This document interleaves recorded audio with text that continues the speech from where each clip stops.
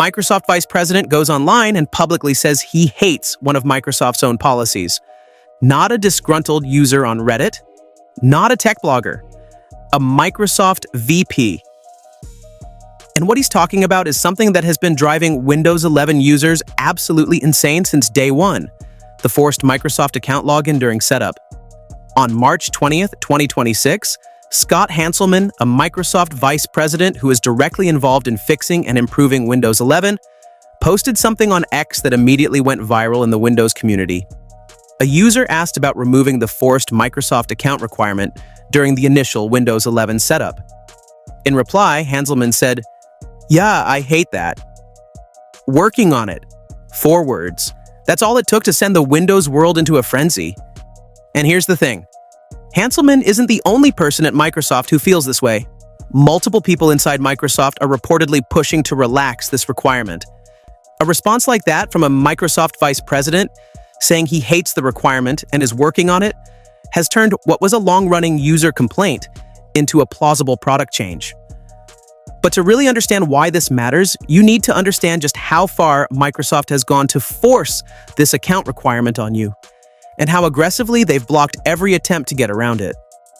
When Windows 11 launched in 2021, it came with something new and immediately controversial: a requirement to sign into a Microsoft account during the out-of-box experience, or OOBE, which is the setup process you go through the very first time you turn on a Windows PC or do a clean install. For Windows 11 home users, the workaround of disconnecting from the internet was systematically blocked through updates, forcing them into Microsoft's ecosystem from the moment they power on a new device. This represented a significant departure from Windows 10, where local account creation remained straightforward throughout the operating system's lifecycle. But people found workarounds. The most popular one was a command called ubi/bypass NRO. You'd open a command prompt during setup and type it in. Boom, local account, done. Microsoft removed that. Then people found start ms-cxh: local only. Microsoft removed that too. Then, in the latest Windows 11 preview builds, Microsoft went even further and confirmed it was removing multiple additional bypass mechanisms, explicitly stating users will need to complete OOBE with Internet and a Microsoft account to ensure device is set up correctly. Techniques such as the OOBE/bypass NRO command and third-party tools like Rufus had been used to circumvent the requirement. But newer system updates have limited their effectiveness. So Microsoft wasn't just enforcing the rule, they were actively hunting down every escape route users found and closing it, one by one, update by update. In tests conducted by Windows latest, newer builds could no longer bypass the Microsoft account requirement. The OOBE/bypass NRO command either did nothing or rebooted back to the same Microsoft account screen. And Microsoft's stated reason for all of this? They claimed those bypass commands inadvertently caused users to skip critical setup screens, potentially leaving devices not fully configured.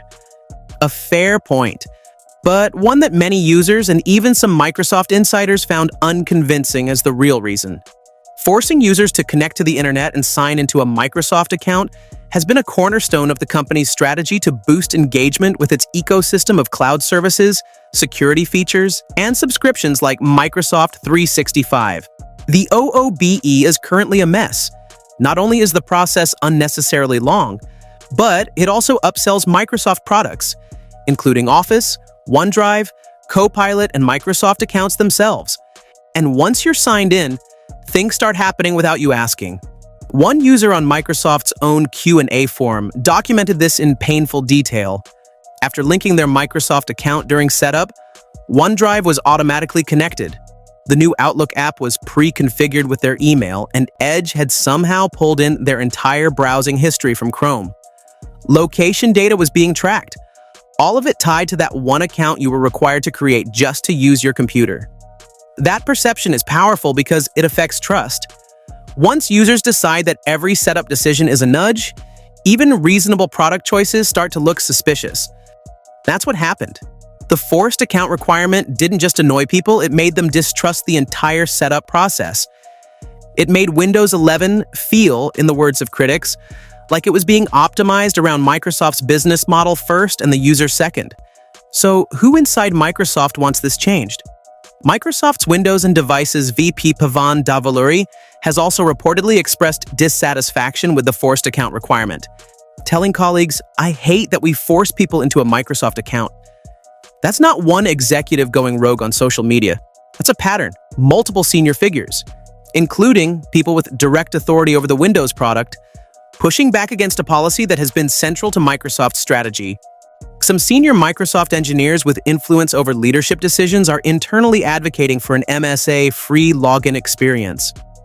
Hanselman's public remark is important because it came in response to a user asking about Windows 11 setup without a Microsoft account, and he said engineers are working on it.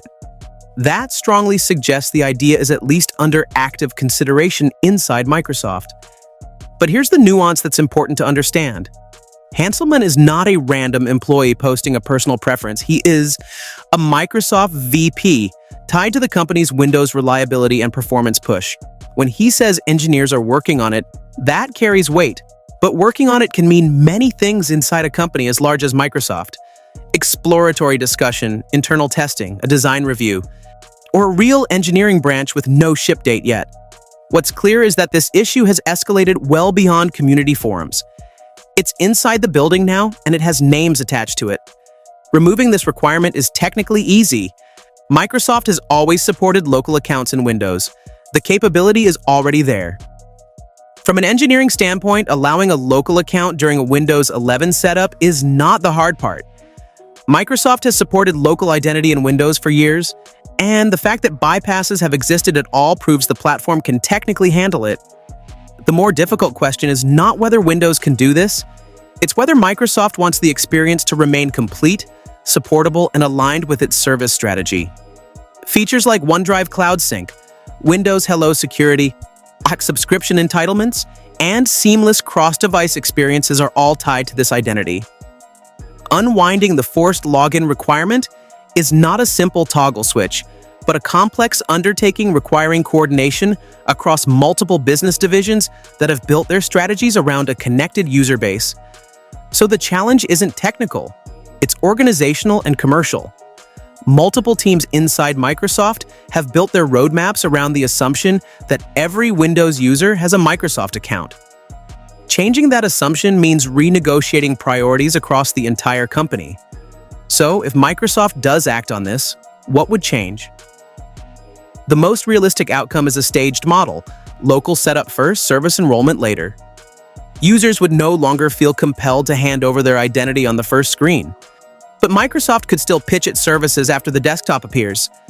That turns the account from a requirement into a recommendation, a much more defensible position. A formal option is almost always better than a hidden workaround. If users want local setup, giving it to them directly is better engineering than forcing them to reverse engineer the installation flow. The privacy angle is also being driven by external pressure, not just internal voices. Regulatory pressures, particularly in Europe with GDPR and the Digital Markets Act, have forced technology companies to reconsider how they handle user data and choice. Microsoft's apparent reconsideration of forced accounts may reflect both user feedback and regulatory realities. This is what makes the current moment feel different from previous complaints about Windows 11. It's not just users venting, it's VP-level executives speaking publicly, it's regulatory frameworks tightening, and it's a company already publicly committed to making Windows 11 quieter, their word, and less intrusive. The forced login remains in effect. Microsoft has not announced a timeline or concrete plan for reintroducing a straightforward local account option. If you need a workaround right now, the options are increasingly technical. Methods that still work include registry tweaks accessed through the command prompt during setup, domain join options on Pro editions, and custom installation media created with tools like Rufus. But these require a level of technical comfort that most average users simply don't have, and which is precisely the problem. Microsoft's broader context matters here. The company is trying to improve Windows 11's reputation around reliability, performance, and usability after years of criticism about friction, advertising, forced services, and setup complexity. The forced account requirement fits none of those goals. It is, by any honest measure, friction. It is an advertising funnel, and it's a forced service. Microsoft appears to be recalibrating Windows 11 around a calmer user experience. A softer account policy would fit that direction much more naturally than the current setup experience does. Here's the bottom line. A Microsoft VP said publicly that he hates his own company's policy. Other executives have said the same thing internally. Engineers are reportedly working on changing it. Microsoft is already in the middle of a broader effort to clean up Windows 11 and make it less pushy. None of that guarantees a change is coming.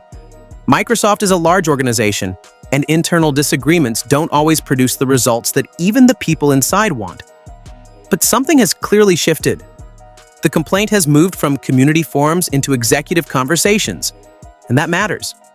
For the first time since Windows 11 launched, there's a real possibility that setting up your PC without handing over your personal account credentials could become a first-class, officially supported option again. Whether Microsoft follows through is the question, and we'll be watching closely. If you want to stay on top of this story as it develops, subscribe because when something changes, we'll break it down immediately. And drop a comment below. Should setting up Windows with a local account be your right? Or is Microsoft's account requirement a reasonable trade-off for the features it unlocks?